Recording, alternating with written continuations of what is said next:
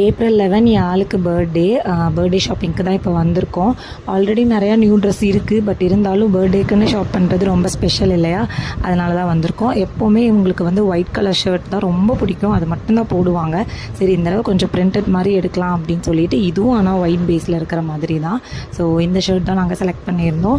அதுக்கப்புறம் ஜீன்ஸும் எடுத்துகிட்டு வர வழியில் வந்து பர்த்டே பாய்க்கு வந்து ஜாக் ஃப்ரூட்னால் ரொம்ப பிடிக்கும். அங்கே அப்போ தான் வந்து லோடு கொண்டு வந்திருந்தாங்க.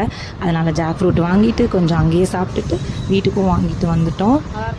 அதுக்கப்புறம் நைட்டு வந்து ஒரு குட்டியாக பர்த்டே செலிப்ரேட் பண்ணியிருந்தோம். நாங்கள் 4 பேரும் பப்பியும் மட்டும் ஒரு குட்டி கேக் கட் பண்ணியிருந்தோம். ஆக்சுவலி என் தம்பிக்கு வந்து இந்த மாதிரி நைட் கேக் கட் பண்ணுறது, சர்ப்ரைஸ் கொடுக்குறதுலலாம் ரொம்ப இஷ்டம்.